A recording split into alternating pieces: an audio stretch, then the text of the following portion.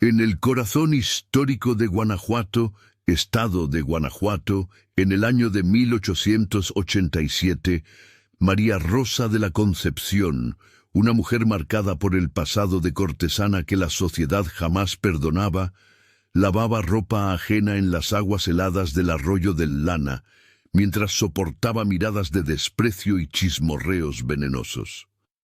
Viuda, desde que las entrañas de la tierra engulleron a su marido minero 2 años antes, ella sustentaba sola a su hija Ana Joaquina, de apenas 5 años, aceptando la humillación diaria como precio de la supervivencia. Esa mañana de abril, mientras sus manos callosas fregaban camisas de hombres que nunca la saludarían en la calle, María Rosa no imaginaba que su pequeña hija, jugando por las callejuelas coloniales, estaba a punto de encontrar a un hombre encadenado en las mazmorras del antiguo ayuntamiento, y mucho menos que aquel encuentro transformaría para siempre el destino de todos ellos, probando que la salvación más improbable puede nacer de las manos que la sociedad insiste en rechazar. Cuéntenos en los comentarios desde dónde nos acompaña en esta historia y diga qué es lo que más le conmueve de un romance de época. Prepárese para una narrativa repleta de coraje silencioso, amor que nace de la gratitud transformada en devoción, injusticia social confrontada y redención merecida, donde una mujer considerada indigna por la sociedad hipócrita probará que la dignidad no se mide por títulos o pasado, sino por la firmeza con que se elige hacer el bien, incluso cuando todo conspira en contra.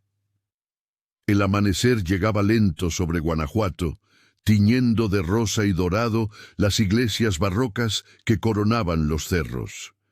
El aire fresco de la sierra cargaba el perfume húmedo de la tierra roja, mezclado con el olor a leña quemándose en los fogones de las casas coloniales.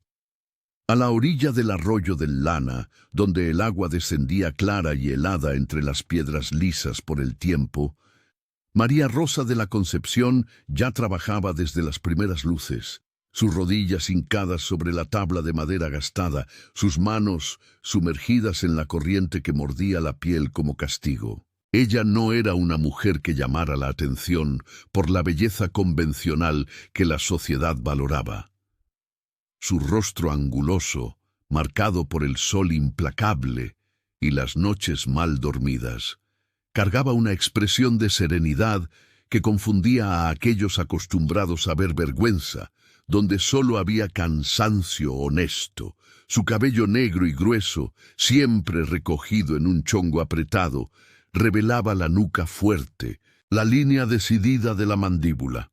Sus ojos castaños oscuros, sin embargo, irradiaban una inteligencia silenciosa que incomodaba a los hombres y mujeres que preferían creer que una ex cortesana no podría poseer alma o pensamiento propio. Las manos de María Rosa contaban su historia mejor que cualquier palabra. Callosas, con uñas siempre cortas y limpias, a pesar del agua con jabón, se movían con precisión mecánica sobre los tejidos, fregar, exprimir, golpear en la piedra, enjuagar.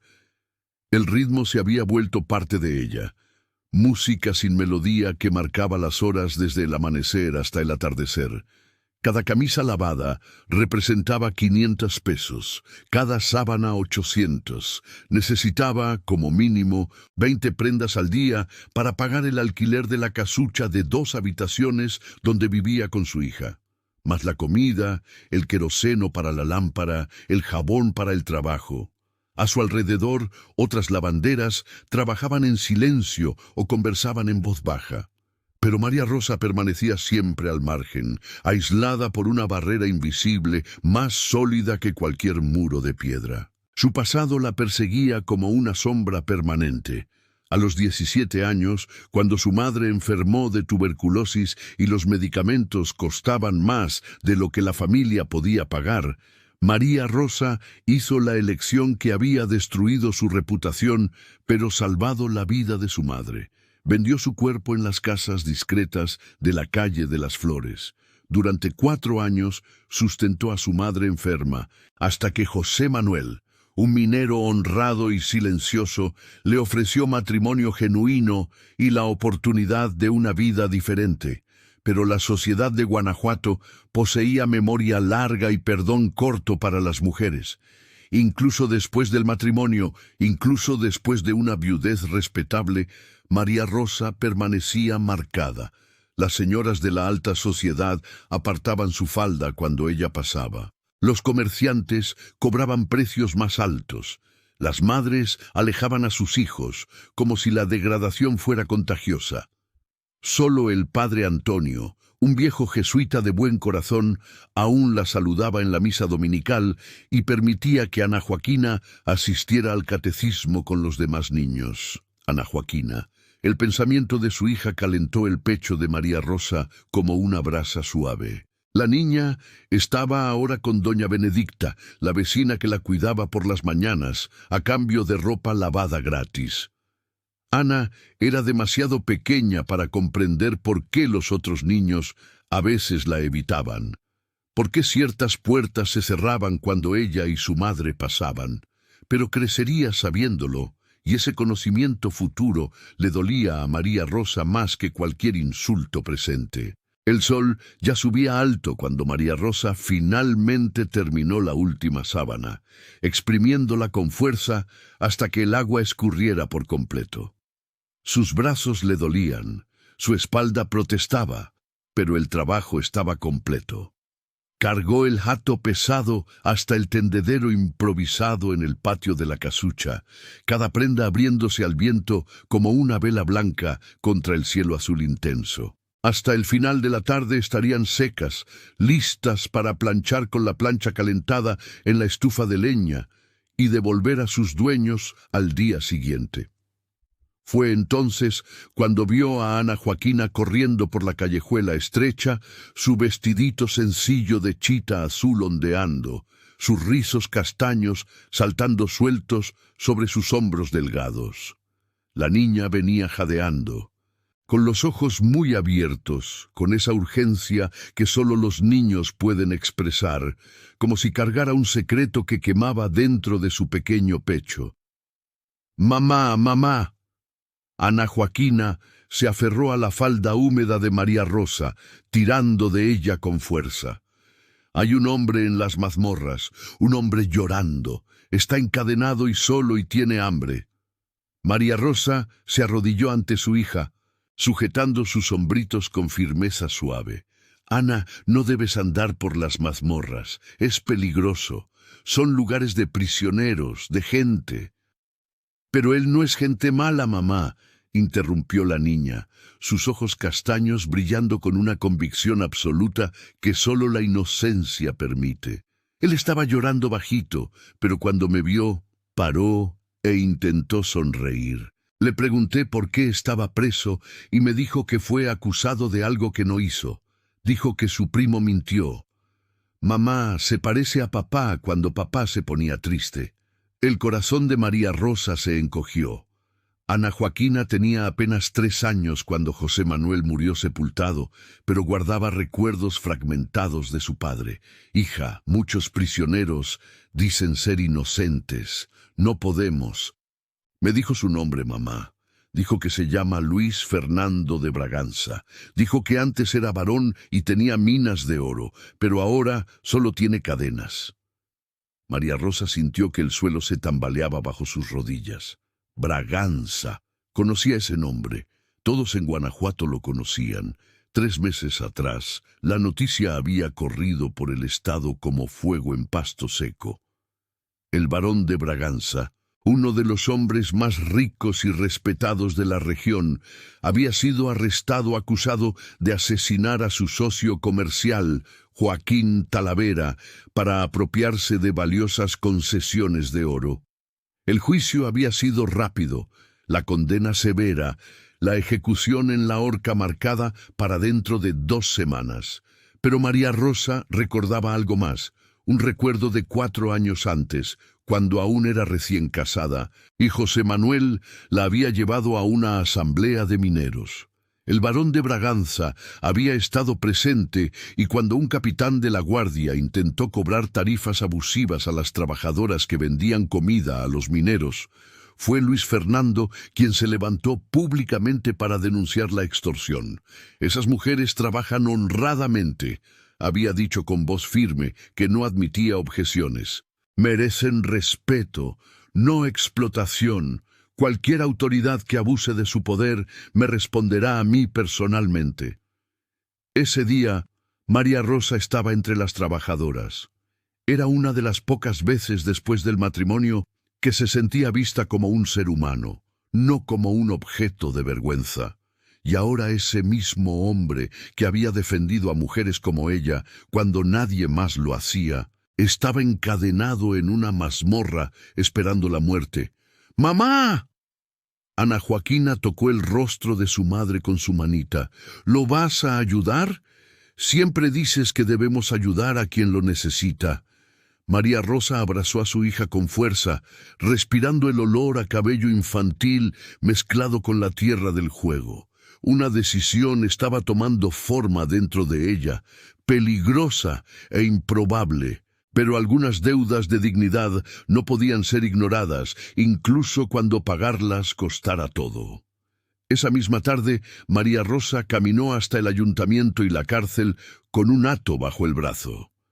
El edificio colonial de piedra y cal se alzaba imponente sobre la Plaza de la Paz, sus rejas de hierro en las ventanas superiores, revelando la función penitenciaria. El guardia que vigilaba la entrada, un hombre barrigudo de bigotes canosos, alzó una ceja al verla acercarse. «¿Qué quieres aquí, María Rosa? Buscando un nuevo cliente». La risa grosera resonó por la plaza casi vacía. Ella mantuvo la voz firme, la mirada directa. «Vengo a traer alimento para el prisionero Luis Fernando de Braganza y a pedir una audiencia con él». El guardia escupió en el suelo. «¿Audiencia? ¿Usted con un varón condenado?». Volvió a reír, pero había una curiosidad mal disimulada en sus pequeños ojos. «¿Qué quiere una lavandera como usted con un hombre que será ahorcado en 2 semanas?» «Eso es asunto entre mi conciencia y yo», respondió María Rosa. En el hato llevaba pan de maíz, hecho con las últimas reservas de harina de maíz. Cecina que había comprado usando monedas guardadas para emergencias y un frasco de agua limpia. Fue entonces cuando apareció en la puerta el carcelero mayor, don Augusto, un hombre alto y delgado que María Rosa conocía vagamente. Él la estudió por un largo momento antes de hablar. «La conozco. Lavó mis camisas el mes pasado, un trabajo honrado». Miró el hato. «¿Es cierto que quiere ver al prisionero?» «Es verdad, señor». «¿Por qué?». María Rosa respiró hondo. «Porque una vez él defendió a trabajadoras cuando las autoridades intentaron explotarnos. Porque mi hija pequeña lo encontró llorando en las mazmorras y me pidió que lo ayudara. ¿Y por qué?». Dudó solo un segundo. «Porque creo que un hombre capaz de esa bondad no es un asesino». Augusto la estudió aún más largamente. Finalmente asintió con la cabeza. 5 minutos. Es todo lo que puedo darle. Las mazmorras olían a humedad, moho y orina. La luz de las antorchas apenas alcanzaba los rincones oscuros de las celdas de piedra. María Rosa siguió a Augusto por los pasillos estrechos hasta la última celda, separada de las demás, reservada para prisioneros de clase superior. Incluso en la desgracia, cuando sus ojos se ajustaron a la penumbra, María Rosa vio a un hombre sentado en el suelo de piedra húmeda, su espalda apoyada contra la pared manchada de limo. Gruesas cadenas de hierro sujetaban sus muñecas y tobillos, conectadas a argollas fijas en la pared. Luis Fernando de Braganza tenía una altura imponente, incluso sentado. Hombros anchos y un porte que la prisión no había logrado doblegar por completo, pero su rostro, anteriormente bien cuidado, según los recuerdos de María Rosa, estaba cubierto por una barba irregular de 3 meses, y sus ojos hundidos, de un castaño profundo, casi negro, llevaban un vacío que era peor que cualquier desesperación. Él levantó la mirada cuando Augusto abrió la reja. La expresión de confusión al ver a María Rosa fue seguida de un vago reconocimiento. «Usted». La voz salió ronca por desuso. La asamblea de mineros de hace años. «Sí, señor varón». María Rosa dio un paso adelante, extendiendo el hato. «Le traje alimento y vine». «Ya no soy varón de nada», interrumpió con amargura contenida. «Soy solo un condenado y usted no debería estar aquí. Su reputación». «Mi reputación ya fue destruida hace mucho tiempo, señor Luis Fernando», dijo María Rosa con voz clara. «No tengo nada más que perder en ese aspecto, pero usted tiene todo que perder si es ahorcado por un crimen que no cometió». Algo cambió en sus ojos hundidos, una chispa pequeña y frágil de algo que podría ser esperanza o solo curiosidad ante lo absurdo de la situación. «¿Por qué cree que soy inocente? Todas las pruebas». «¿Por qué un hombre que defiende a trabajadoras humildes contra autoridades abusivas no mata a un socio por avaricia?», respondió María Rosa firmemente. Se arrodilló ante él, abriendo el hato, ofreciendo el pan como quien ofrece mucho más que alimento. «Y porque mi hija, Ana Joaquina, de 5 años, lo encontró llorando y me dijo que usted tiene ojos tristes como los de su padre. Los niños ven verdades que los adultos se niegan a ver».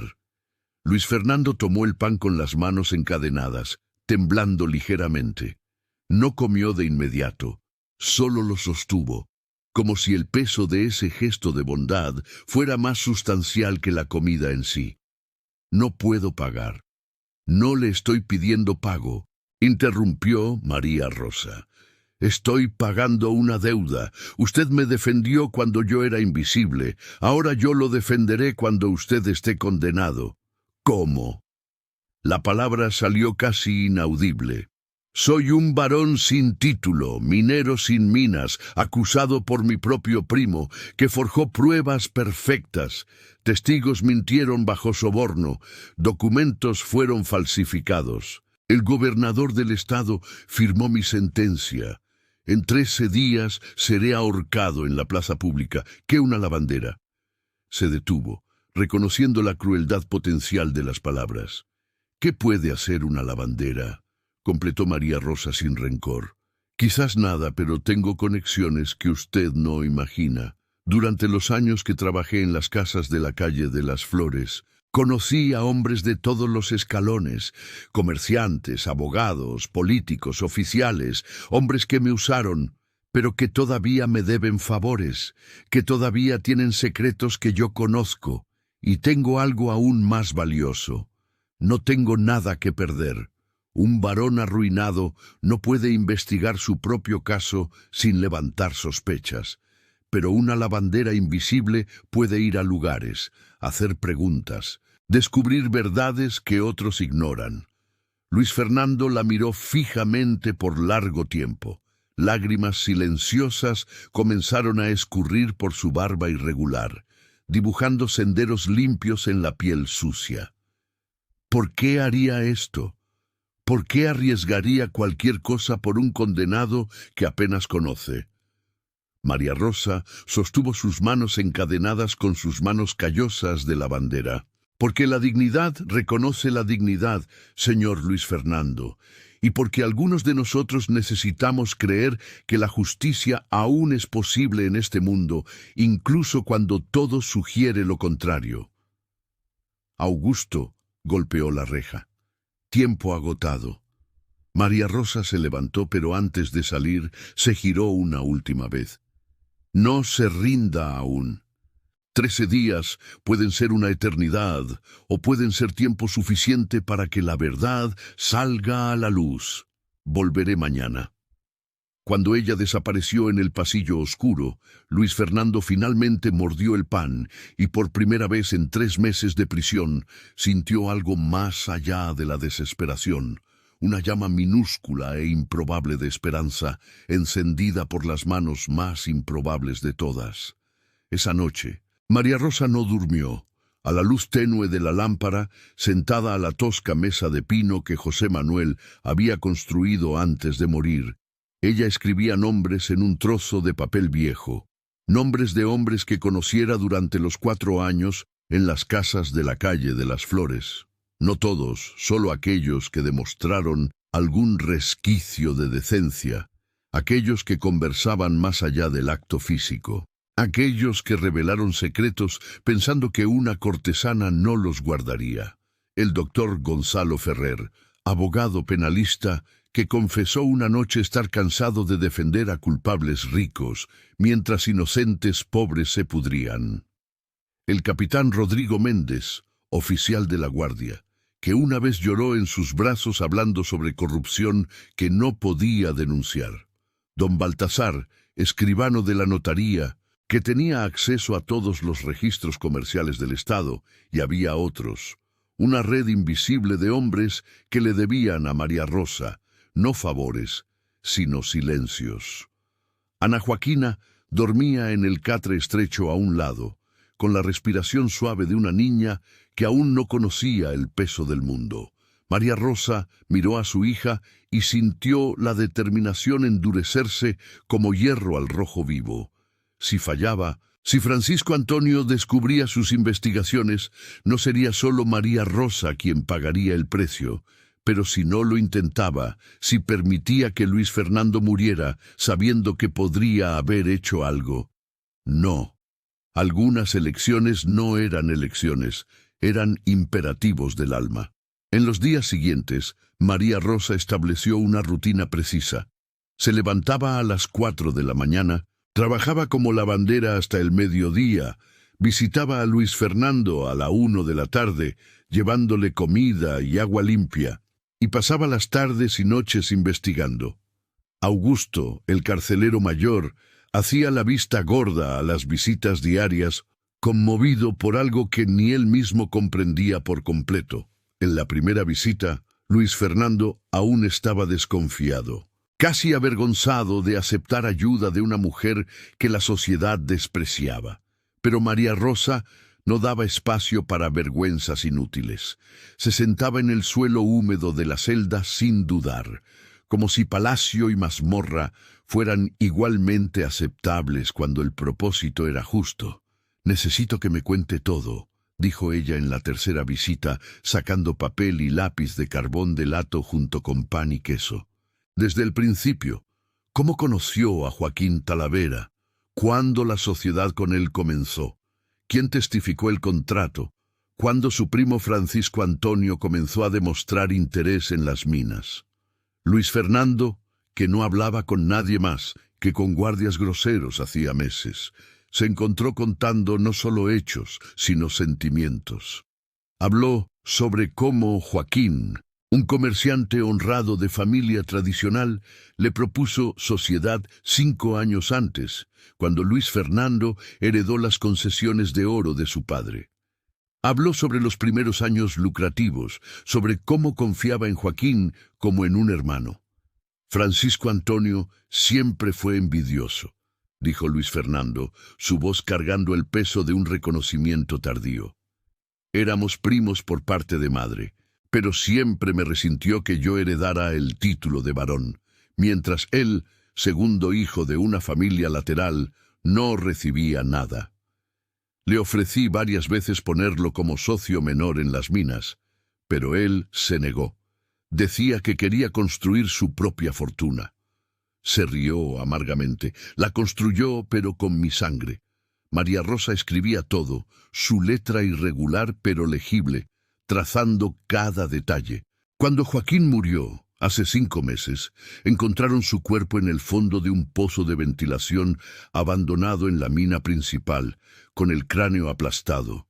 La guardia dijo que fue empujado. La voz de Luis Fernando se quebró.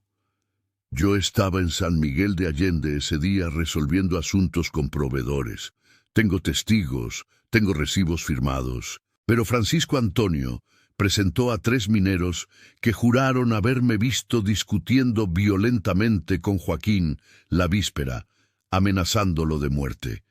Presentó una supuesta carta mía para Joaquín, exigiéndole que vendiera su parte o enfrentaría consecuencias, y presentó un registro bancario mostrando que yo había retirado una gran cantidad cantidad que supuestamente usé para sobornar a un asesino. Y el asesino, convenientemente muerto una semana después en una riña de cantina, no pudo confirmar ni negar. María Rosa mordisqueó la punta del lápiz pensando: los 3 mineros que testificaron en su contra, ¿para quién trabajan ahora? Luis Fernando levantó la mirada a una comprensión lenta, amaneciendo. Francisco Antonio asumió las minas después de mi arresto.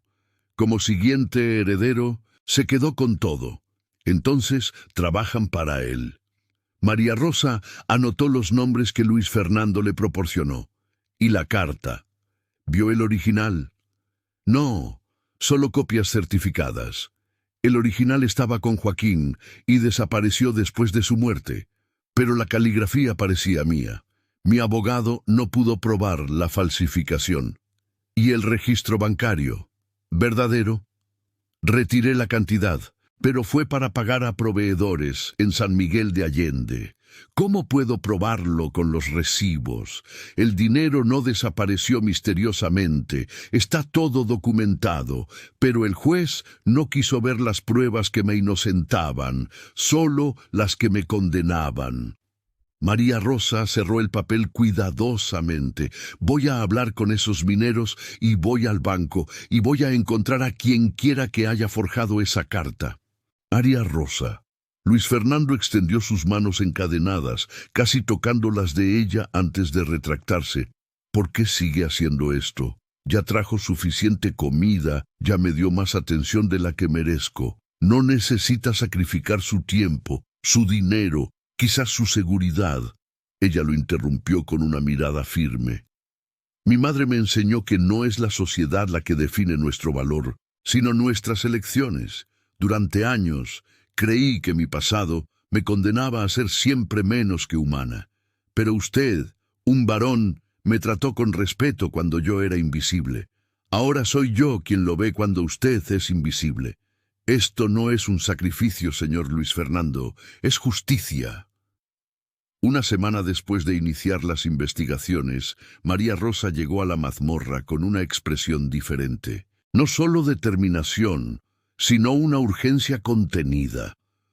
Luis Fernando, que ahora esperaba sus visitas como el único momento de luz en el día oscuro, lo percibió de inmediato. ¿Consiguió algo? No era una pregunta. María Rosa se sentó más cerca de él que otras veces, con la voz baja para que los guardas no escucharan. Hablé con 2 de los 3 mineros que testificaron en su contra. Uno de ellos, Juan Pérez, está enfermo. Tuberculosis avanzada, no vivirá más de 6 meses. Luis Fernando sintió culpa inmediata. Él trabajaba para mí, un buen hombre, familia grande, yo. Él tiene remordimiento, interrumpió María Rosa gentilmente.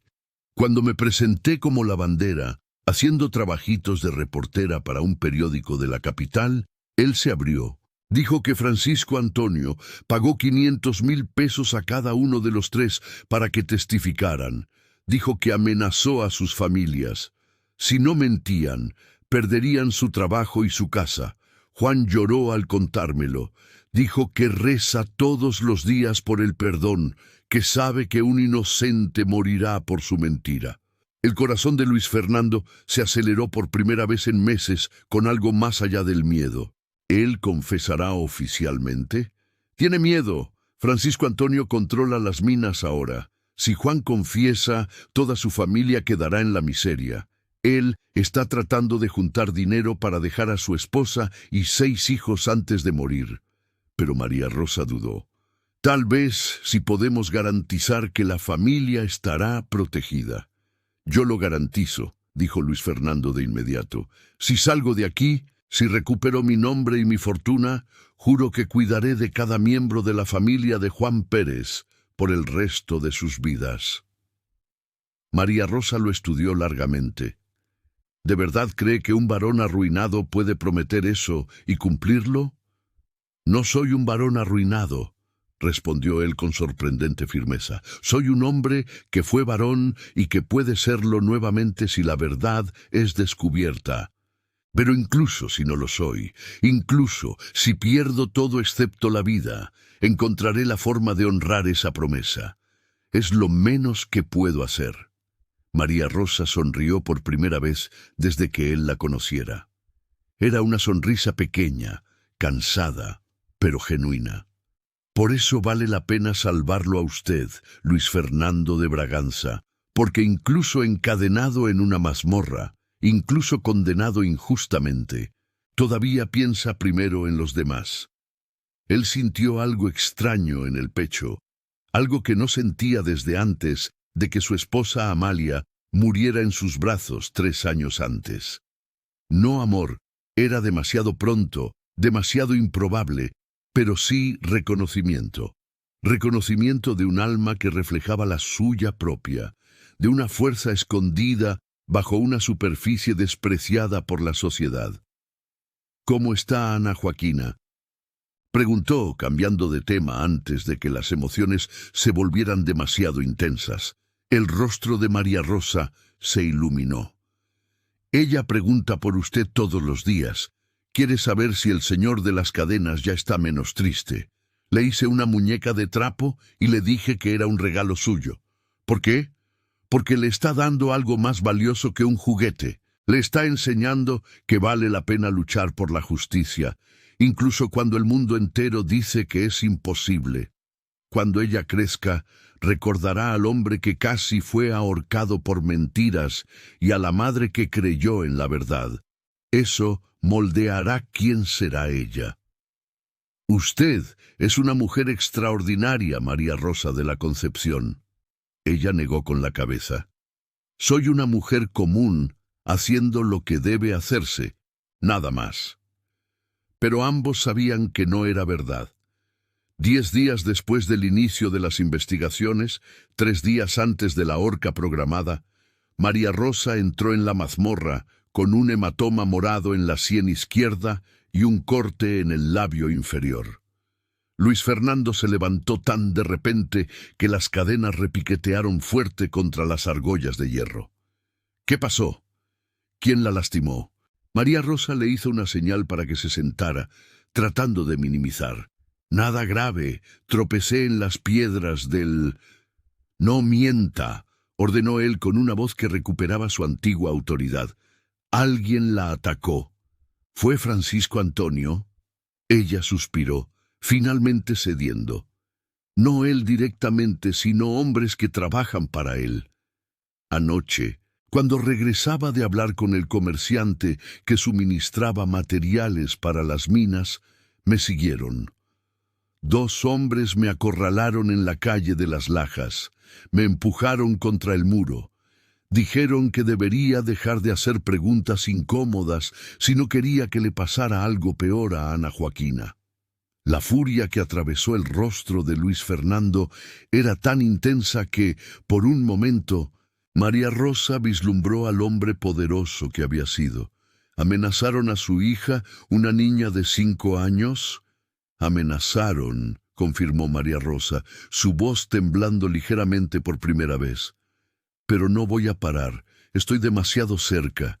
Descubrí que la carta fue escrita por un copista profesional llamado Genaro, que trabaja en el registro público.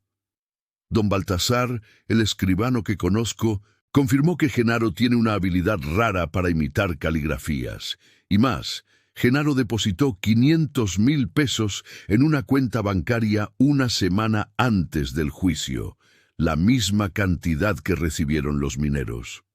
María Rosa, basta, dijo Luis Fernando, luchando contra las cadenas como si pudiera romperlas por la fuerza de voluntad. Usted probó su punto. Hizo más de lo que cualquier persona haría.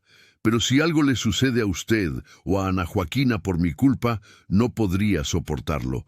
Muera yo, pero al menos usted estará a salvo. No, respondió ella con firmeza absoluta. Ya viví años dejando que otros decidieran mi valor, mi futuro, mi dignidad. No volveré a eso y no dejaré que usted muera cuando puedo evitarlo. ¿Por qué?, explotó él. ¿Por qué arriesga tanto? Apenas me conoce. Solo soy Usted es el hombre que me vio, interrumpió María Rosa, sus ojos castaños brillando con emoción contenida. En una asamblea de mineros hace años, cuando las autoridades intentaron explotarnos, usted se levantó y dijo: «Esas mujeres trabajan honradamente y merecen respeto». Usted me miró a mí, una excortesana, a quien todos evitaban, y asintió con la cabeza como si mi existencia importara, como si yo fuera humana. Usted no se imagina lo que significa ser vista como humana cuando el mundo entero la trata como objeto o como una vergüenza. Las lágrimas corrían por su rostro ahora, sin sonido, solo senderos brillantes. Y cuando Ana Joaquina lo encontró y vino a contarme sobre el hombre llorando encadenado, reconocí el dolor en sus ojos. Es el mismo dolor que vi en el espejo durante años. No puedo salvarme a mí misma del pasado, pero puedo salvarlo a usted de un futuro de mentira, y al hacer eso quizás me salve también alguna parte de mí. Luis Fernando extendió sus manos encadenadas y por primera vez tocó su rostro.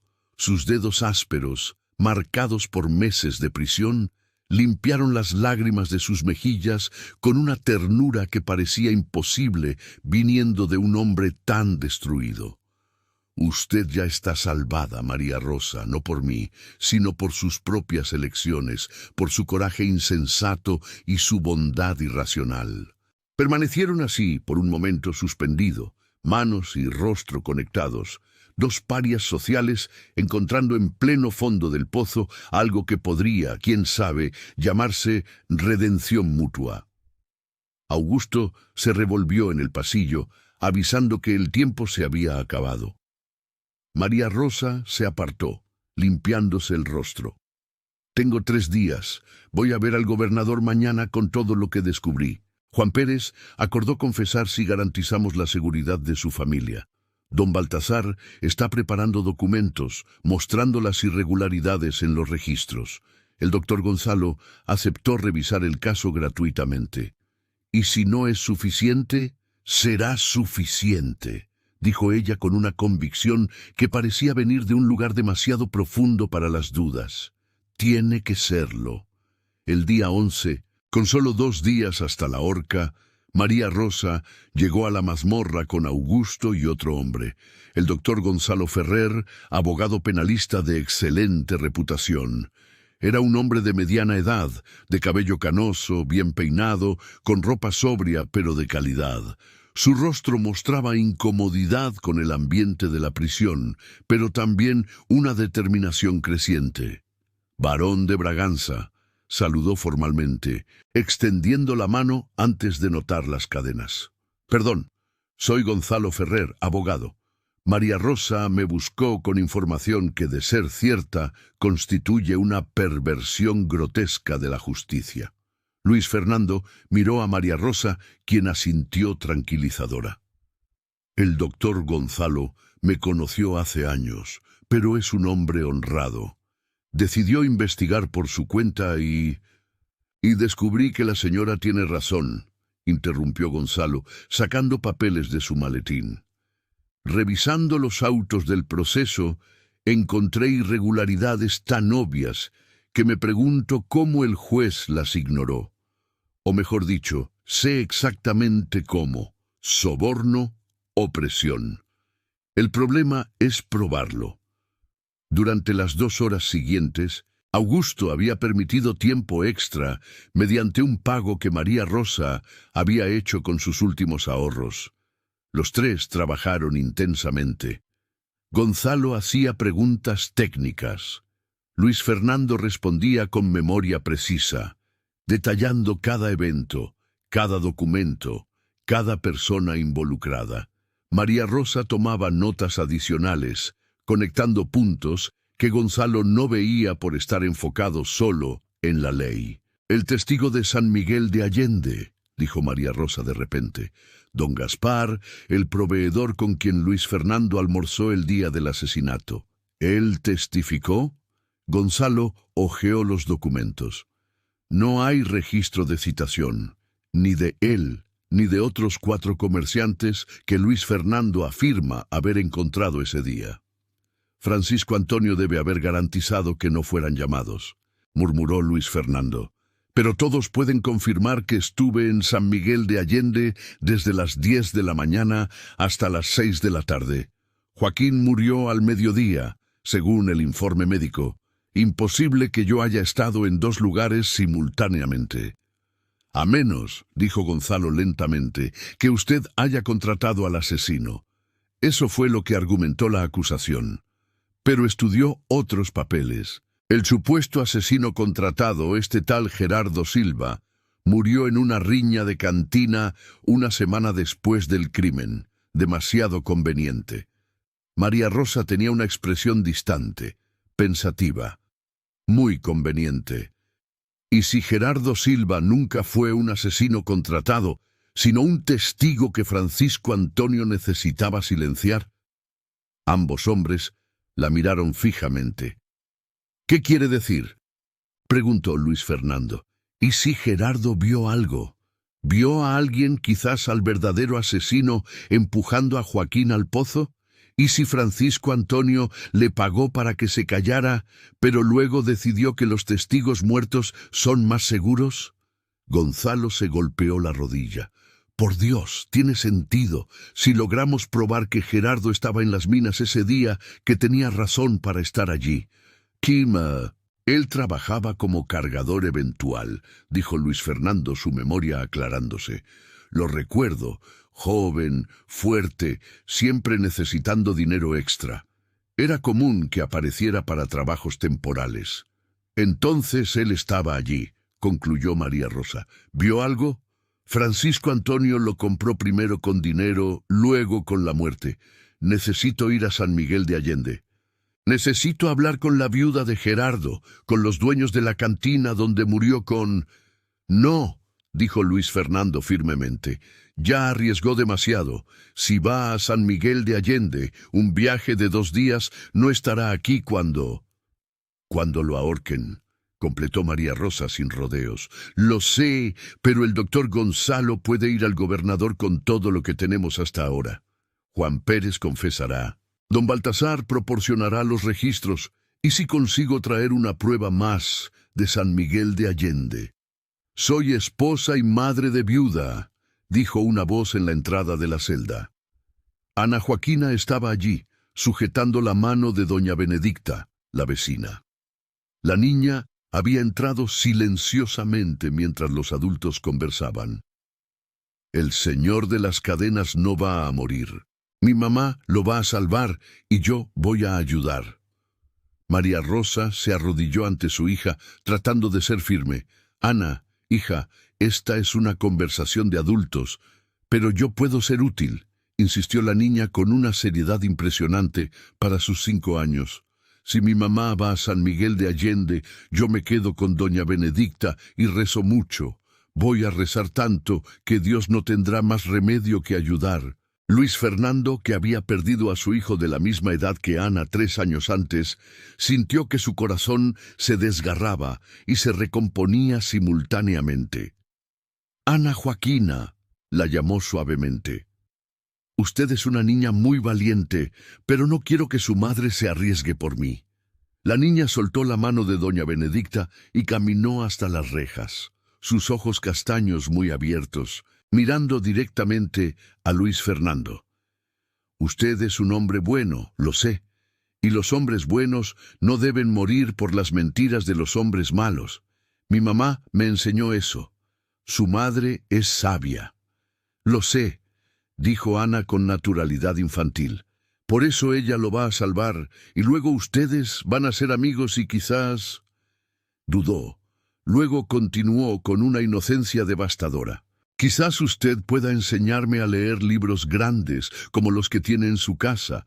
Mi mamá me mostró uno de lejos una vez. María Rosa contuvo el llanto.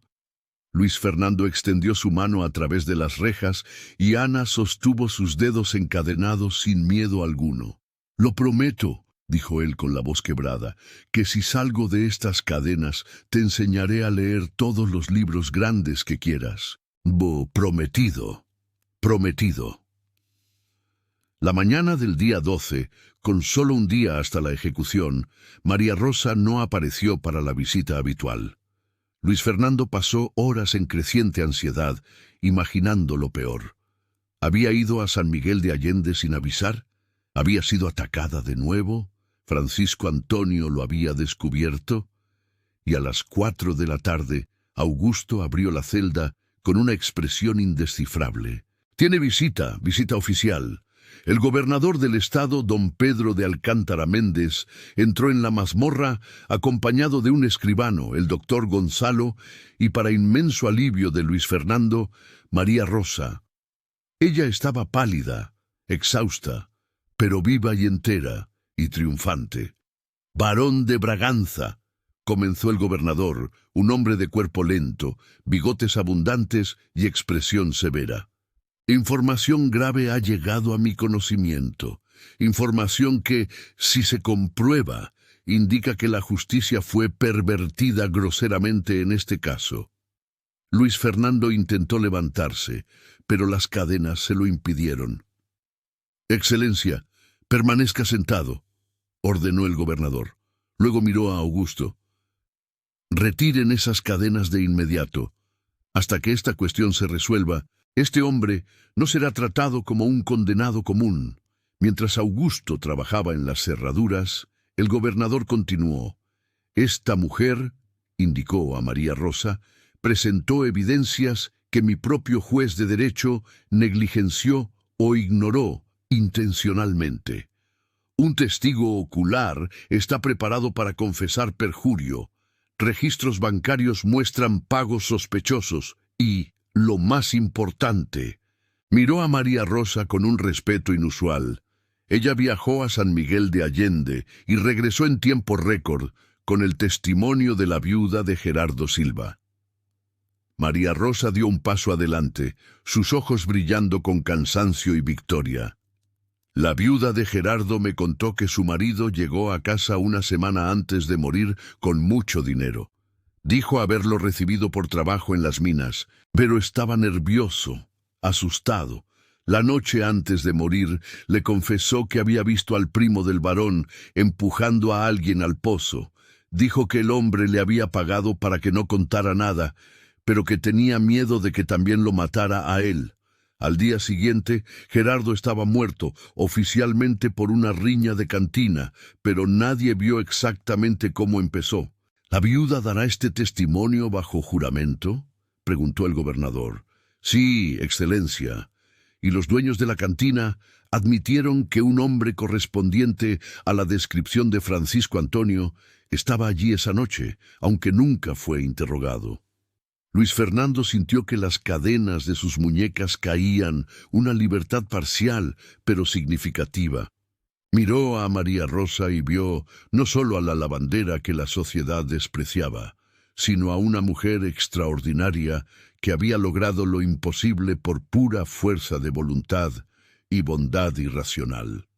El gobernador hojeó los documentos que el doctor Gonzalo presentaba. Juan Pérez, uno de los mineros que testificaron contra Braganza, confesó por escrito que fue pagado y amenazado para mentir. El copista Genaro admitió bajo presión que forjó la supuesta carta.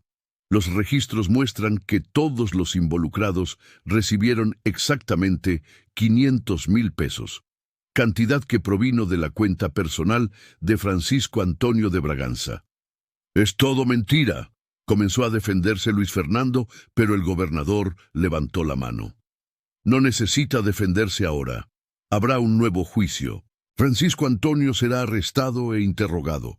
La ejecución marcada para mañana está cancelada». El gobernador estudió a Luis Fernando largamente. «Debo pedir disculpas, varón. El sistema le falló de manera inexplicable, y esta mujer...» Miró nuevamente a María Rosa con algo cercano a la admiración. «Esta lavandera hizo el trabajo que las autoridades deberían haber hecho. Descubrió verdades que fueron enterradas deliberadamente. Arriesgó su propia vida por la justicia. Ella es extraordinaria». «Excelencia», dijo Luis Fernando, mirando a María Rosa con tanta intensidad que hasta el gobernador lo notó. extraordinaria en todos los sentidos. María Rosa se sonrojó, desviando la mirada. Solo hice lo que era correcto. No, dijo el gobernador firmemente. Hizo lo que pocos habrían tenido el coraje de hacer y le garantizo que recibirá un reconocimiento público apropiado por ello. Cuando todos salieron, dejando a Luis Fernando finalmente libre de las cadenas por primera vez en 3 meses, María Rosa permaneció un momento más. No morirá mañana, dijo ella simplemente. Gracias a usted, gracias a la verdad, yo solo la saqué a la luz. Luis Fernando dio un paso adelante, aún inestable después de meses inmóvil. Estaba lo suficientemente cerca ahora para sentir el perfume a jabón y lavanda que venía de ella. Un olor limpio y humilde que contrastaba con cualquier perfume caro. María Rosa de la Concepción, usted me salvó. Salvó mi vida, mi nombre, mi dignidad. No tengo palabras para... No necesita palabras. Interrumpió ella gentilmente. Necesita libertad completa. Necesita recuperar su casa, sus minas, su vida. Y yo necesito volver a ser la bandera. Mi hija me está esperando. No, dijo él con una firmeza que la sorprendió. No volverá a ser solo la bandera. No, después de esto permitirá que yo, de alguna forma, demuestre mi gratitud. María Rosa sonrió con tristeza. Su gratitud no cambiará como la sociedad me ve, Luis Fernando. Todavía seré la ex cortesana. Todavía seré la mujer que las madres alejan de sus hijos. Probar su inocencia no borra mi pasado. Quizás no, coincidió él, pero usted probó su carácter. Y el carácter, María Rosa, vale infinitamente más que el pasado. Permanecieron mirándose el uno al otro. Algo no dicho vibrando en el espacio entre ellos. Algo que ninguno de los dos estaba listo para nombrar, pero que ambos sentían crecer inevitablemente. Una semana después de su liberación provisional, mientras esperaba el nuevo juicio que limpiaría definitivamente su nombre, Luis Fernando organizó una cena de agradecimiento en su casa, la hacienda de los Jacarandás, propiedad que Francisco Antonio aún no había logrado tomar legalmente. Invitó a María Rosa, al doctor Gonzalo, a Augusto, a don Baltasar y a otros que lo habían ayudado. Era tanto un gesto de gratitud como una declaración pública de que honraría sus deudas. María Rosa dudó en aceptar. No pertenezco a ese mundo, Luis Fernando. Mi presencia en su mesa causará habladurías. Que hablen, respondió él firmemente. Usted merece estar allí más que nadie. La noche de la cena, María Rosa apareció con Ana Joaquina, ambas usando sus mejores vestidos, que eran sencillos de algodón barato, pero escrupulosamente limpios y remendados con esmero. Cuando entraron en la hacienda de los Jacarandás, una construcción colonial imponente rodeada por los jacarandás morados que daban nombre a la propiedad, María Rosa sintió el peso de ser vista. Los criados miraron con sorpresa mal disimulada. Los invitados de la alta sociedad que Luis Fernando había incluido estratégicamente cuchichearon durante la cena, servido en el comedor principal con una mesa de jacarandá y cristales heredados. Una señora gorda de joyas excesivas se volvió hacia María Rosa con una sonrisa falsa. «Mi querida, oí decir que trabaja como lavandera, qué pintoresco. Y antes de eso, también era una profesión honrada». El silencio cayó sobre la mesa como un sudario. María Rosa sintió que el rostro le ardía, pero mantuvo la voz firme. «Antes de eso, hice lo que necesitaba para mantener a mi madre enferma, señora. No me enorgullezco de todas mis elecciones, pero sí me enorgullezco de haber sido una hija devota». «¡Qué bonito!», dijo la señora con veneno, «tan sacrificado. Pero dígame, ¿no es extraño que una mujer de su pasado tenga acceso tan fácil a información delicada? Casi hace parecer que... ¿Qué? Interrumpió Luis Fernando, su voz cortante como una cuchilla. Termine su pensamiento, doña Margarita. La mujer parpadeó, sorprendida por el tono. Bueno, solo que es inusual. Inusual es la verdadera nobleza, dijo Luis Fernando, levantándose. La nobleza de título es un accidente de nacimiento, pero la nobleza de carácter es una elección. Y esta mujer, indicó a María Rosa, posee más nobleza en su dedo meñique que muchos de nosotros en toda nuestra pomposa existencia. Ella arriesgó todo.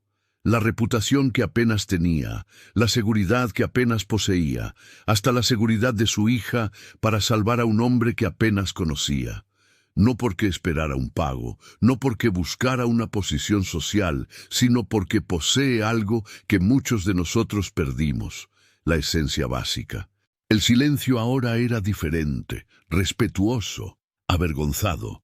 Si alguien más en esta mesa, continuó Luis Fernando, mirando a cada invitado a los ojos, desea insultar a María Rosa de la Concepción, sugiero que se retire ahora, porque no toleraré la falta de respeto hacia la mujer que me devolvió a la vida. Nadie se movió. Doña Margarita murmuró disculpas. La cena continuó, pero algo había cambiado. Luis Fernando no solo había defendido a María Rosa, había hecho una declaración pública de que ella estaba bajo su protección, y en la sociedad jerárquica de Guanajuato eso lo significaba todo. Después, cuando los invitados se marcharon, María Rosa permaneció en el jardín, observando los jacarandás morados bajo la luz de la luna. Luis Fernando la encontró allí, con Ana Joaquina durmiendo en sus brazos. «No debería haber hecho aquello», dijo ella suavemente. «¿Hacer qué? ¿Decir la verdad? ¿Defenderme tan públicamente? Ahora dirán que hay algo impropio entre nosotros». Luis Fernando permaneció en silencio por largo tiempo. «¿Y qué?» María Rosa se giró para mirarlo, su rostro bañado por la luz plateada. «¿Qué?» «Algo entre nosotros», dijo él en voz baja. «Porque hay algo en mí, algo que comenzó como gratitud, pero que se está volviendo diferente, más profundo. Cuando usted no apareció para la visita ese día, pensé que moriría no de ahorcamiento, sino de miedo de que algo le hubiera pasado. Y cuando la vi junto al gobernador, sana y salva». Se detuvo tragando saliva. No fue solo alivio, fue algo que no sentía desde que Amalia murió. María Rosa apretó a Ana Joaquina contra su pecho. «Luis Fernando, usted está confundiendo la gratitud con...» «No confundo nada», interrumpió él con gentileza. «Tengo 38 años, estuve casado. Sé la diferencia entre la gratitud y...» Permaneció sin nombre, flotando entre ellos como promesa e imposibilidad. «Aunque usted sintiera algo similar», dijo María Rosa finalmente, «la sociedad nunca lo aceptaría. Usted es varón, yo soy». «Usted es María Rosa de la Concepción», dijo él firmemente, «y eso es todo lo que me importa». El nuevo juicio tuvo lugar 2 semanas después de la liberación de Luis Fernando.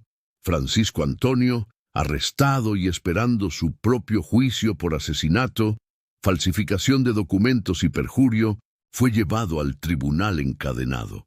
Era un hombre de apariencia elegante, cabello oscuro peinado con esmero, bigotes encerados, pero sus ojos cargaban un odio tan profundo cuando se posaron en María Rosa, sentada junto a Luis Fernando.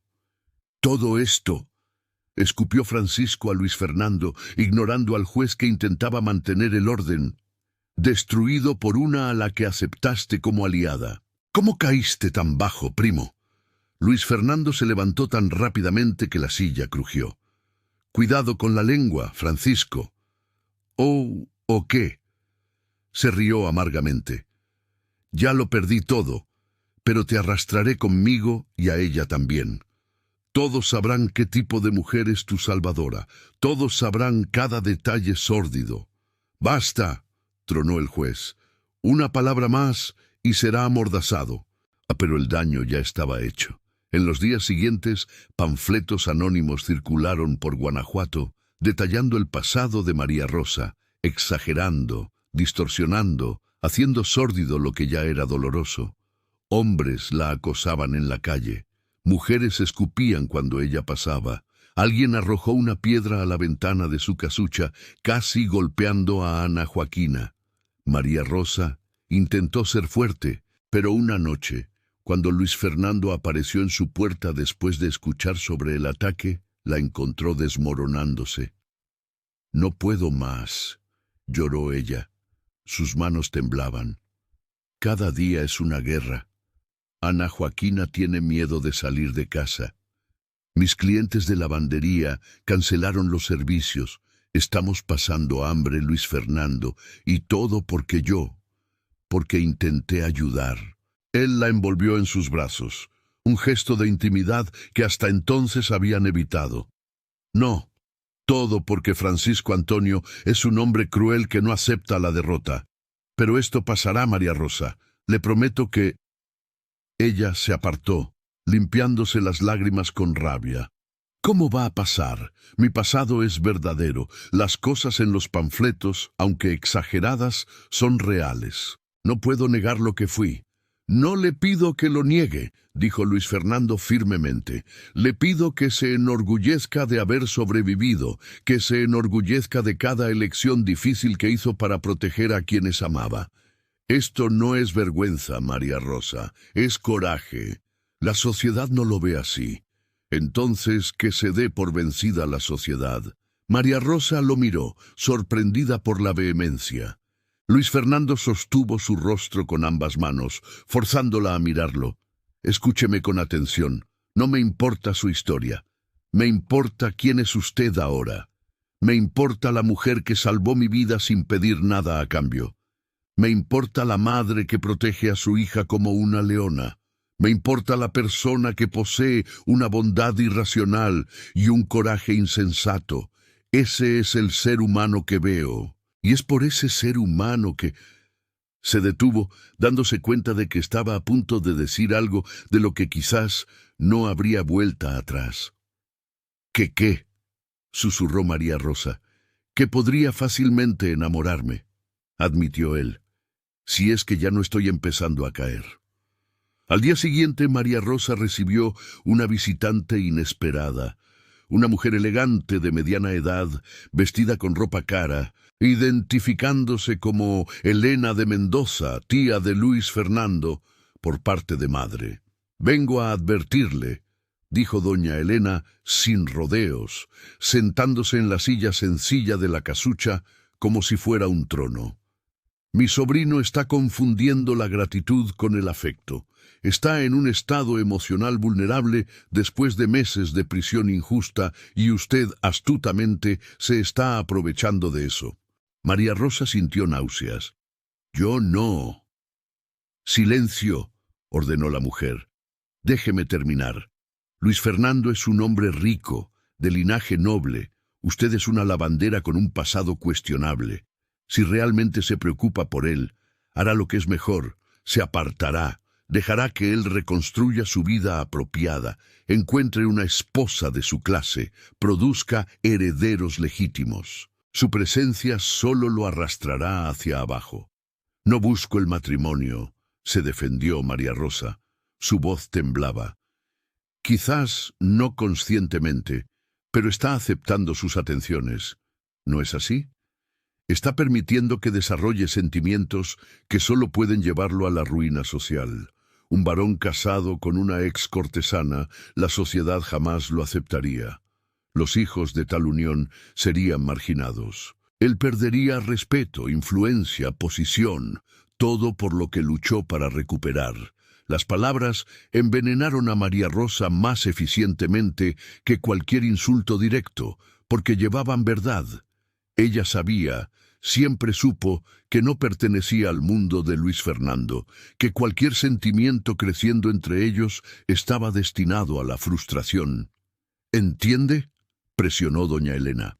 «Si realmente ama a mi sobrino, y creo que en algún nivel distorsionado usted lo ama, hará el sacrificio necesario, desaparecerá de su vida, permitirá que él siga adelante». Después de que la mujer partió, María Rosa se sentó en el suelo de la casucha y lloró hasta no tener más lágrimas. Ana Joaquina, asustada, la abrazó. «Mamá, ¿qué pasó?»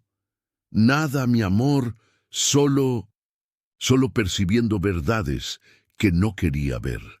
Esa noche, cuando Luis Fernando apareció para la visita habitual, María Rosa dijo que necesitaban conversar. Explicó sobre doña Elena, sobre sus preocupaciones. «¿Y usted cree eso?», preguntó él, incredulidad y dolor mezclados. «Creo que ella tiene razón sobre las consecuencias sociales», admitió María Rosa. «Usted recuperó su nombre, Luis Fernando. No permita que yo lo manche nuevamente».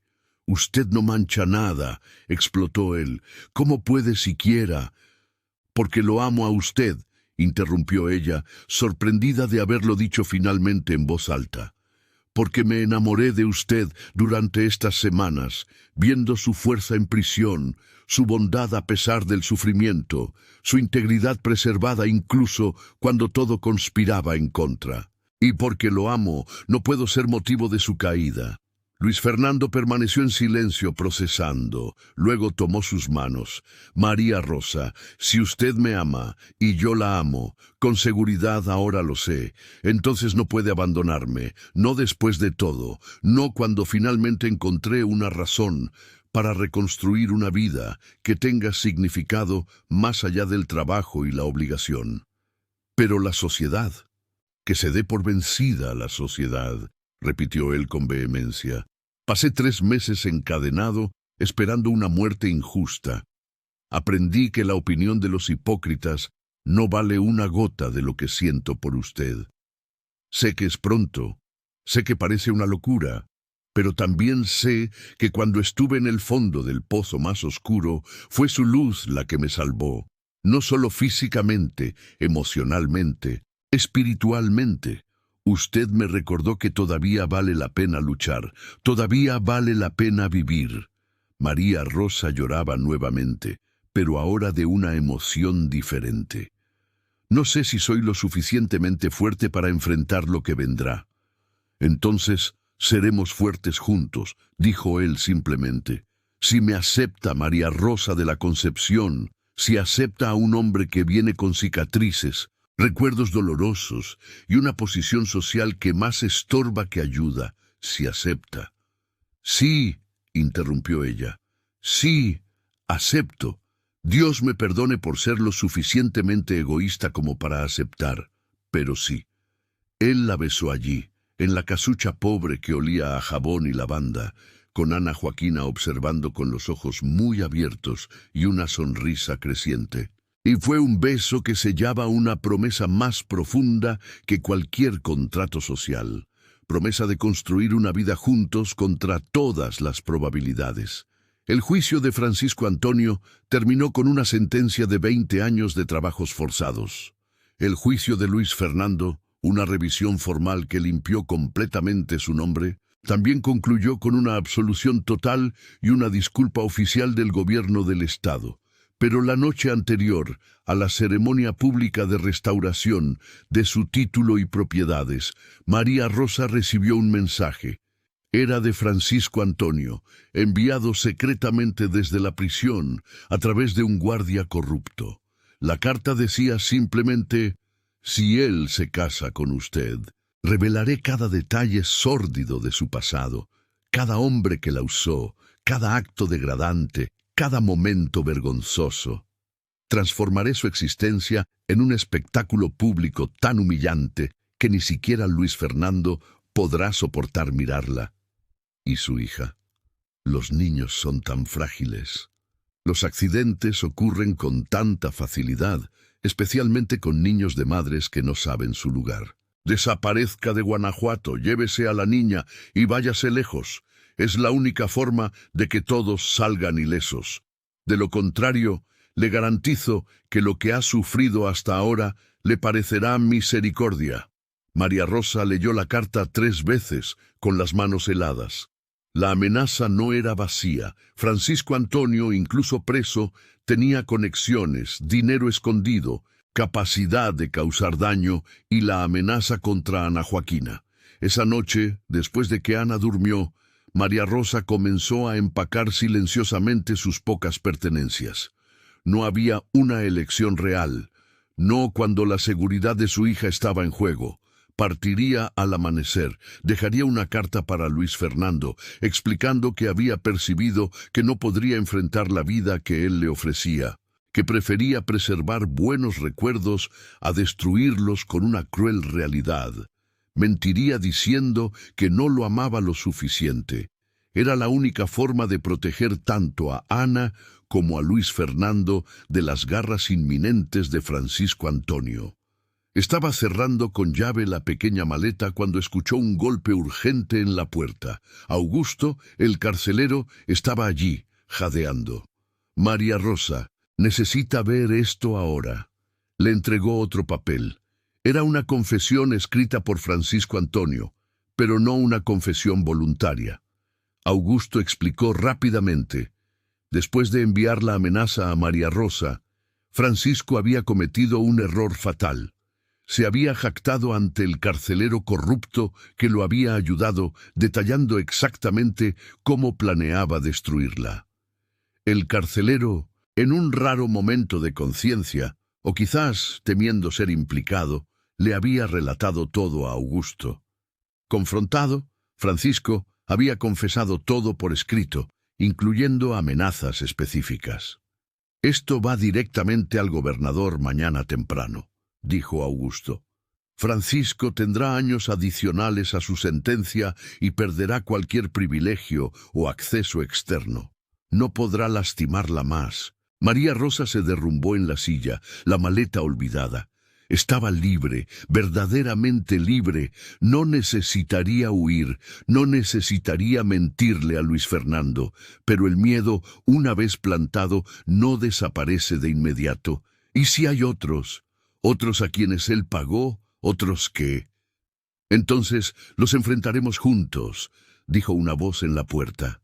Luis Fernando estaba allí, traído por Augusto. «No enfrentará nada sola nunca más, María Rosa. Somos socios ahora en todo». La ceremonia pública de restauración de Luis Fernando tendría lugar en la Plaza de la Paz, el mismo lugar donde originalmente sería ahorcado. Era la ironía deliberada del gobernador del estado transformar un lugar de humillación planeada en un escenario de redención pública. Todo Guanajuato acudió. Autoridades, comerciantes, mineros, trabajadoras, niños. La plaza desbordaba.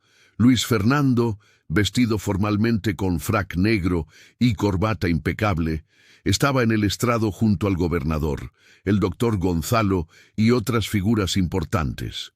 María Rosa estaba entre la multitud con Ana Joaquina, como había prometido, presente pero discreta. El gobernador pronunció un largo discurso, detallando la injusticia sufrida, las investigaciones que revelaron la verdad, la condena de Francisco Antonio. Luego se volvió hacia Luis Fernando. «Barón de Braganza, en nombre del Estado de Guanajuato y del gobierno imperial, le pido disculpas formales por el grotesco error de la justicia. Su título, propiedades y reputación están completamente restaurados. Además, recibirá compensación financiera por el tiempo injustamente aprisionado». Los aplausos estallaron. Luis Fernando aceptó el documento oficial, agradeció formalmente, pero entonces, para sorpresa de todos, pidió hablar más allá de lo esperado. «Agradezco a la justicia por la corrección de este error», comenzó, su voz fuerte resonando por la plaza. «Pero sería criminalmente ingrato si no agradeciera también, y principalmente, a la persona que hizo posible esta corrección». Hizo una pausa, buscando a María Rosa entre la multitud. «María Rosa de la Concepción, ¿puede venir aquí, por favor?» Un murmullo recorrió la multitud. María Rosa sintió que la sangre se le helaba. Estaba siendo llamada públicamente allí, delante de todos. Ana Joaquina la empujó suavemente. «Ve, mamá, el señor de las cadenas la está llamando». Con piernas temblorosas, María Rosa atravesó la multitud que se abría renuente. Subió los escalones del estrado sintiendo cada mirada como una quemadura. Luis Fernando le extendió la mano, ayudándola a subir por completo. Luego se volvió hacia la multitud. «Esta mujer», dijo claramente, «ha sido llamada de muchas cosas por esta sociedad, cosas que no repetiré, pero yo la llamaré heroína. Ella sola investigó mi caso cuando todos ya me habían condenado. Arriesgó su seguridad, gastó sus últimas economías, enfrentó amenazas y violencia, todo para descubrir una verdad que las autoridades negligenciaron. Sin María Rosa de la Concepción, yo estaría muerto, ahorcado injustamente mientras todos ustedes observaban». Silencio absoluto ahora. María Rosa sentía que toda la plaza estaba enfocada en ella. «Pero además de salvar mi vida», continuó Luis Fernando, «ella me enseñó algo que años de privilegio no enseñaron, que la dignidad no viene de títulos o nacimiento, viene de elecciones, de coraje, de bondad irracional cuando el mundo exige cinismo». Se volvió hacia María Rosa sujetando sus manos. «Esta mujer me salvó de cadenas físicas, pero también me salvó de cadenas más crueles, las cadenas de vivir una vida sin propósito, sin conexión real, sin amor verdadero». Él se arrodilló. La multitud jadeó colectivamente. «María Rosa de la Concepción», dijo Luis Fernando, aún sujetando sus manos. «Delante de toda esta plaza, delante de Dios y de todos los que me juzgaron y la juzgaron a usted, le pido su mano en matrimonio. Sé que es absurdo. Sé que la sociedad dirá que es una locura. Sé que soy varón y usted es la bandera. Sé su pasado y usted sabe el mío.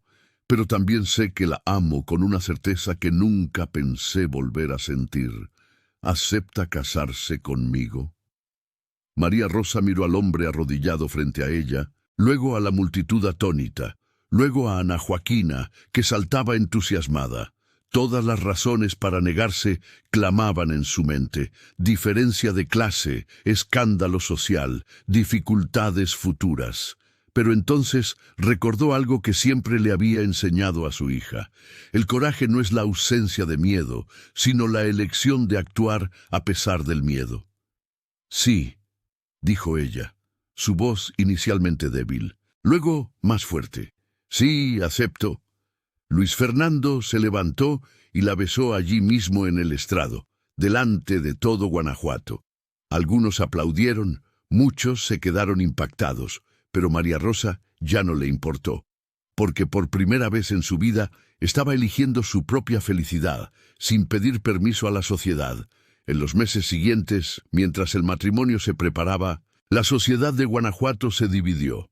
Familias tradicionales amenazaron con un boicot social. Pero algo curioso sucedió. Personas comunes, trabajadoras, mineros, comerciantes humildes, comenzaron a manifestar apoyo público. La historia de María Rosa, no las versiones distorsionadas de Francisco Antonio, sino la verdadera, se extendió. Mujeres que habían sido cortesanas por necesidad encontraron voz. Trabajadores que Luis Fernando había tratado con dignidad hablaron en voz alta. El padre Antonio predicó un sermón poderoso sobre María Magdalena y Jesús, sobre cómo Cristo nunca rechazó a aquellos a quienes la sociedad condenaba. Juan Pérez, el minero que había confesado haber mentido en el juicio, visitó a María Rosa personalmente. «Mi señora», dijo con un respeto que ella nunca había recibido de un hombre de su clase, «lo que hizo por todos nosotros, exponiendo la injusticia, arriesgando todo por la verdad, será recordado. Mis hijas sabrán su nombre, sabrán que una mujer sin título y sin fortuna puede cambiar el mundo». La propia doña Elena, tía de Luis Fernando, que había intentado convencer a María Rosa de desistir, apareció una tarde en la hacienda de los Jacarandás, donde María Rosa ahora vivía, auxiliando en la administración de la casa. La mujer orgullosa parecía más pequeña, avergonzada. Vengo a pedir disculpas, dijo abruptamente. Estaba equivocada, no sobre las dificultades que enfrentarán. Esas son reales, pero sobre que usted no merecía a mi sobrino. De hecho, tengo mis dudas sobre si él la merece a usted. Fue el inicio de una reconciliación lenta, pero genuina, con parte de la familia de Luis Fernando. En cuanto a Francisco Antonio, su amenaza adicional contra María Rosa resultó en 5 años extras en su sentencia. Se pudriría en trabajos forzados, olvidado. La justicia, aunque tardía, prevaleció. El matrimonio tuvo lugar en agosto de 1887, 4 meses después de la liberación de Luis Fernando, en una ceremonia celebrada no en la iglesia principal de Guanajuato, donde las familias ricas se casaban, sino en la capilla de San Francisco, una pequeña iglesia de barrio popular. Fue una elección deliberada de Luis Fernando y María Rosa. Casarse entre la gente que siempre los apoyó, no entre la aristocracia que los juzgaba. La capilla estaba repleta, mineros con ropa de domingo, lavanderas con vestidos limpios, comerciantes humildes, niños corriendo entre los bancos. El doctor Gonzalo estaba allí, Augusto también, don Baltasar, Juan Pérez y su familia. Y para sorpresa de muchos, algunas familias tradicionales asistieron, reconociendo que quizás había algo verdaderamente noble en esa unión improbable. La mañana estaba luminosa, el cielo de un azul profundo, sin nubes. Los jacarandás morados alrededor de la capilla estaban en plena floración, sus flores cayendo como nieve colorida cada vez que pasaba la brisa. El perfume dulce se mezclaba con el olor a velas e incienso. María Rosa usaba un vestido sencillo pero hermoso, un regalo que Luis Fernando había insistido en darle, hecho de seda blanca con encaje discreto en el escote. No tenía joyas más allá de una fina cadena de oro que había sido de su madre.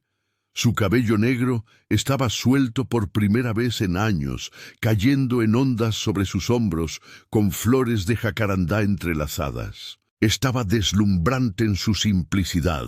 Luis Fernando, al verla entrar en la capilla conducida por doña Benedicta, quien había asumido el papel de madrina improvisada, sintió lágrimas en los ojos, no de tristeza, sino de una gratitud abrumadora por estar vivo, libre, y a punto de casarse con la mujer que lo había salvado en todos los sentidos posibles.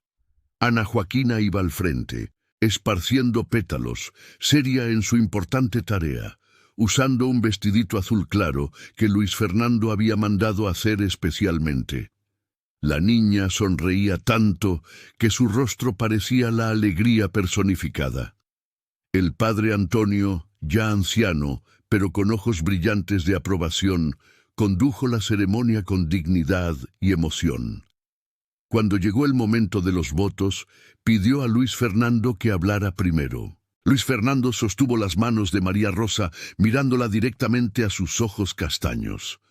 María Rosa, comenzó, su voz quebrada. Hace 4 meses estaba encadenado en una mazmorra oscura, esperando una muerte injusta. Estaba vacío, sin esperanza, sin ganas de luchar.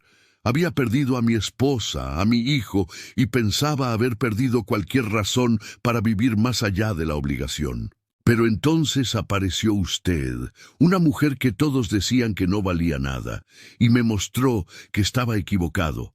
Estaba equivocado sobre que la justicia fuera imposible. Estaba equivocado sobre que la bondad fuera una debilidad. Estaba equivocado sobre que la dignidad exigiera un título. Él respiró hondo, las lágrimas corrían sin vergüenza. Hoy prometo amarla, no a pesar de su pasado, sino reconociendo que su pasado la moldeó en la mujer extraordinaria que es. Prometo honrarla siempre, pública y privadamente, independientemente de lo que diga la sociedad. Prometo ser un padre amoroso para Ana Joaquina, como si fuera mi propia hija. Y prometo que nunca, jamás, permitiré que usted sea tratada como menos que la reina que es en mi corazón, María Rosa de la Concepción. porque usted me enseñó que la nobleza real no está en la sangre, sino en el alma. Sollozos resonaron por la capilla. Incluso hombres rudos de la mina se limpiaban los ojos. Entonces fue el turno de María Rosa. Sus manos temblaban en las de él, pero su voz salió clara. Luis Fernando, comenzó, no vengo de cuna noble, no tengo dote que ofrecer, ni joyas, ni linaje que cualquiera envidiaría. Vengo de la calle de las Flores, donde vendí mi cuerpo para salvar a mi madre.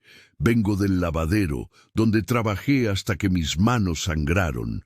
Vengo de una viudez que me dejó con una hija pequeña y un futuro incierto, pero vengo principalmente de una elección.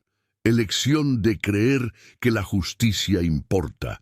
Elección de luchar por un inocente cuando todos ya se habían rendido. Elección de arriesgarlo todo, porque algunas cosas valen más que la seguridad. Ella apretó sus manos. Prometo amarlo no desde el pedestal de una esposa perfecta, porque no soy perfecta y nunca lo seré.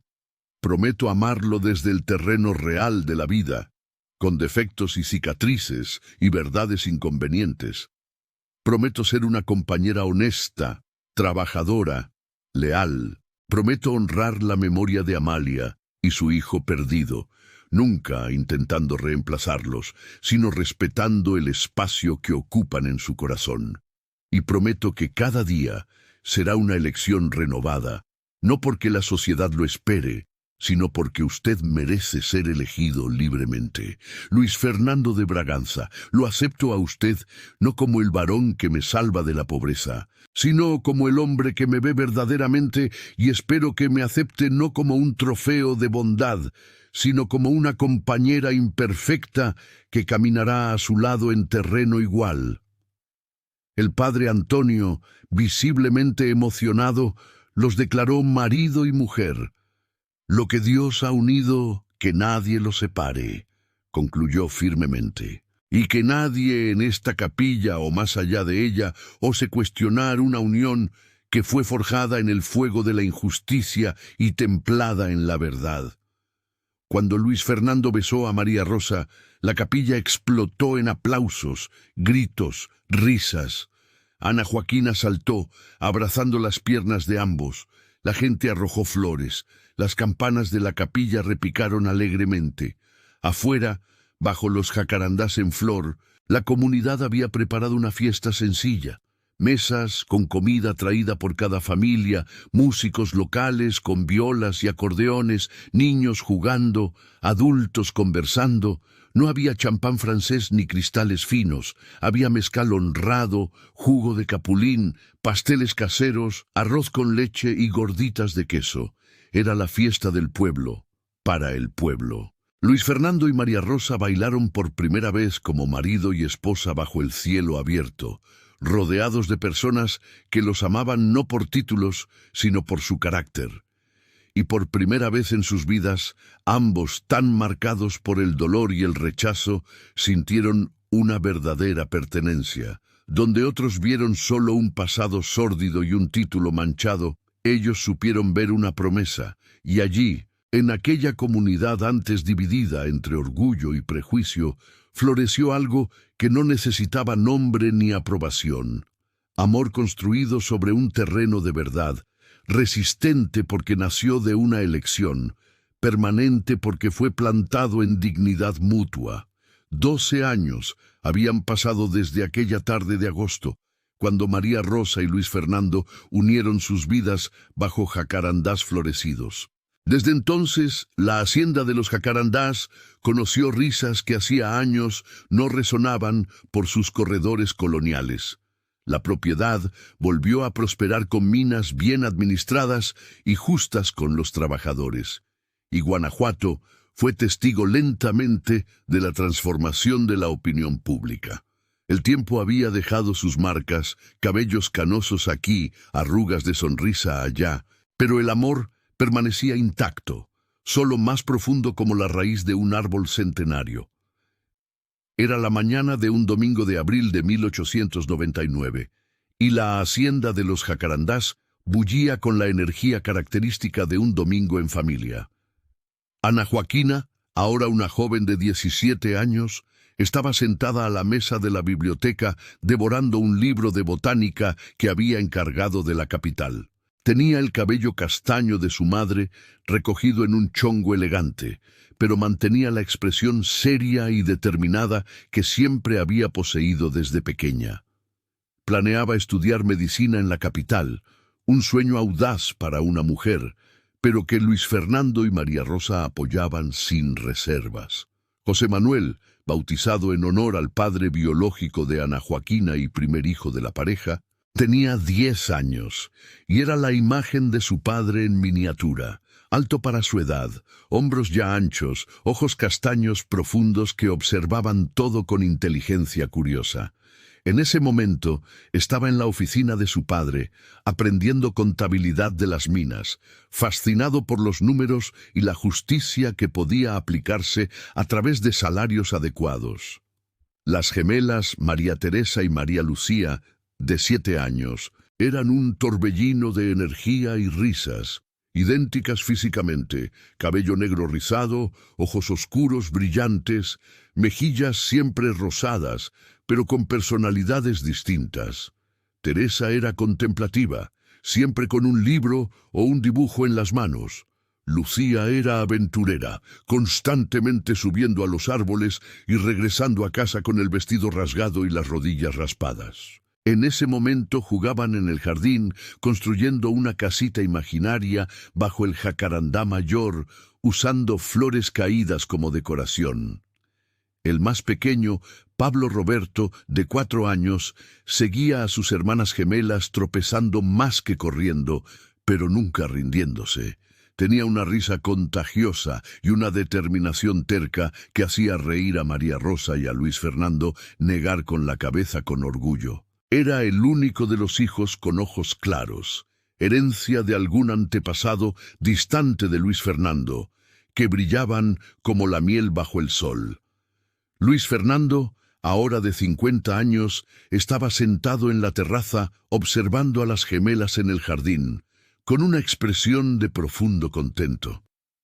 Su cabello estaba casi completamente canoso, con solo algunos mechones oscuros tercos.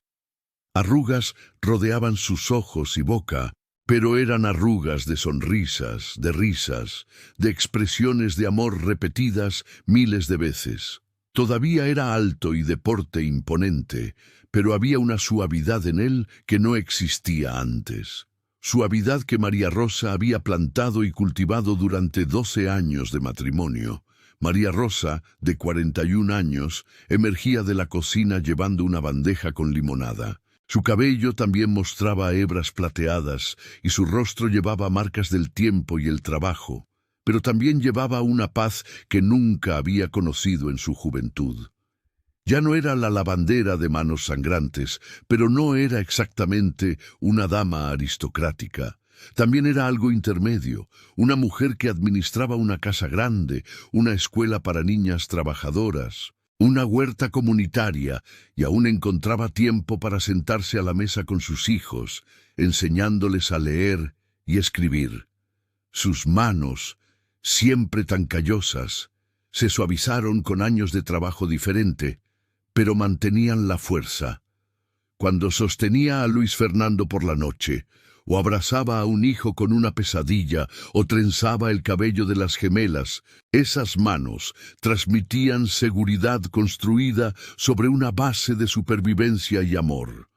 Cuando Luis Fernando la veía atravesando el jardín, el sol de la mañana iluminando su perfil, aún sentía el mismo apretón en el pecho que sentía 12 años antes en la mazmorra. Ya no era sorpresa o admiración nueva, era un profundo reconocimiento de haber encontrado una compañera verdadera, igual en espíritu, aunque desigual en origen. «Abuela María Rosa», gritó Pablo Roberto corriendo hacia ella. Él la llamaba así en honor a su abuela paterna, a quien nunca conoció, pero de quien había oído historias. María Rosa se rió, agachándose para abrazarlo, a pesar de la bandeja. «Vamos todos a la terraza, limonada fresca antes de que se tuesten al sol». La familia se reunió en la amplia terraza de la hacienda, incluso Ana Joaquina dejando el libro a un lado, incluso José Manuel saliendo de la oficina.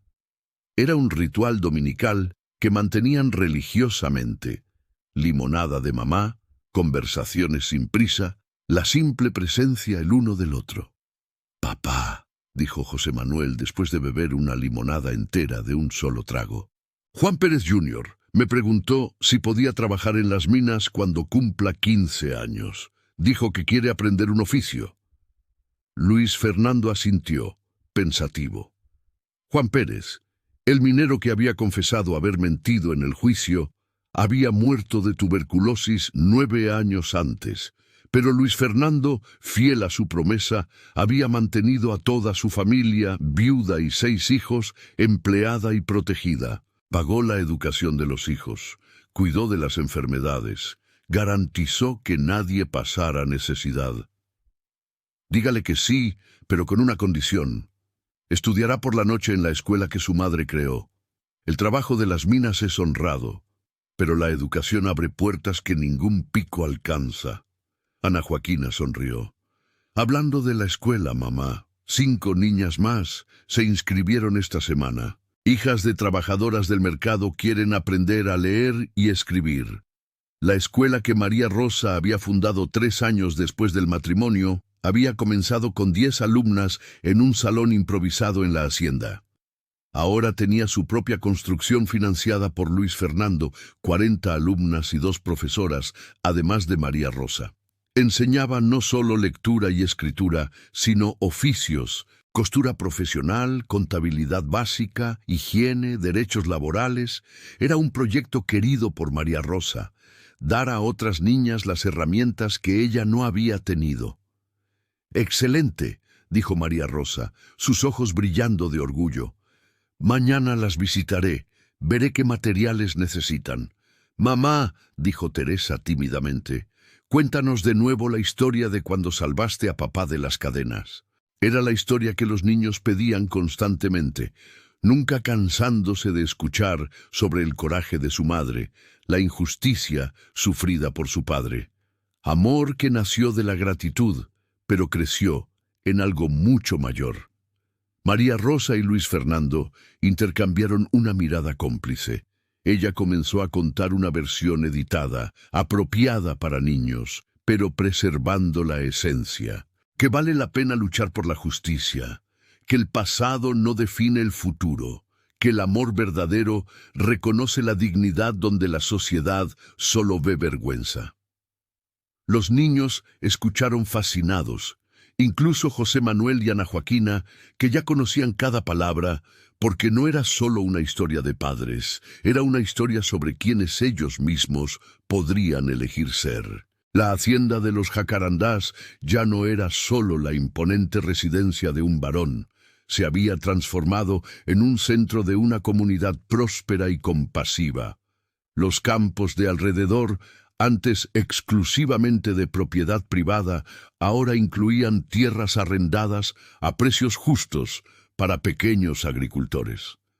La gran huerta producía alimento no solo para la familia, sino que el excedente se distribuía semanalmente a familias necesitadas. Las minas que Luis Fernando había recuperado después de años de batalla legal contra los herederos de Francisco Antonio eran ahora un modelo de operación justa, salarios dignos, horario de 8 horas, revolucionario para la época, un fondo de pensión para viudas y huérfanos, atención médica básica. Las ganancias seguían siendo sustanciales, pero distribuidas de manera más equitativa.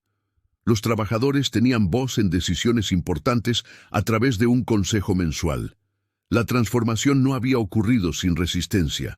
Otros propietarios de minas acusaron a Luis Fernando de mimar a los trabajadores, de establecer precedentes peligrosos, pero los resultados eran innegables. Mayor productividad, menos accidentes, lealtad absoluta, innovaciones sugeridas por los propios mineros que conocían el trabajo mejor que cualquier administrador. Y había otro impacto, más sutil, más profundo. La sociedad de Guanajuato que inicialmente había reaccionado con horror al matrimonio del varón con una ex cortesana, lentamente cambió su actitud. No completamente. Siempre habría familias tradicionales que nunca lo aceptarían, pero sí lo suficiente. Otras mujeres con pasados similares al de María Rosa encontraron el coraje para buscar vidas diferentes. Algunos hombres de posición comenzaron a cuestionar la hipocresía de un sistema que usaba a las mujeres, pero luego las condenaba eternamente. María Rosa se había convertido, sin buscarlo, en un símbolo, no de perfección. Ella rechazaba cualquier intento de colocarla en un pedestal, sino de posibilidad de redención, de transformación, de ser vista más allá de errores pasados. Mujeres de la comunidad comenzaron a visitarla regularmente, no solo por caridad, sino por consejo. La esposa de un comerciante enfrentando un marido abusivo, la viuda sin recursos intentando mantener a sus hijos, la joven embarazada de un hombre que había prometido matrimonio, pero había huido.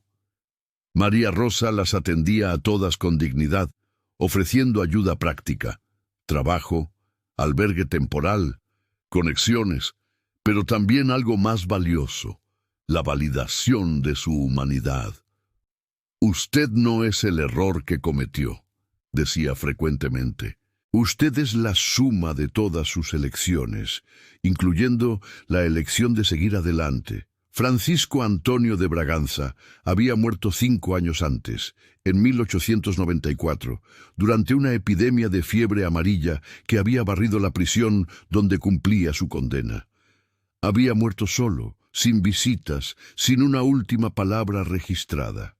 Sus bienes habían sido confiscados para pagar deudas y reparaciones. Su nombre se había convertido en sinónimo de traición.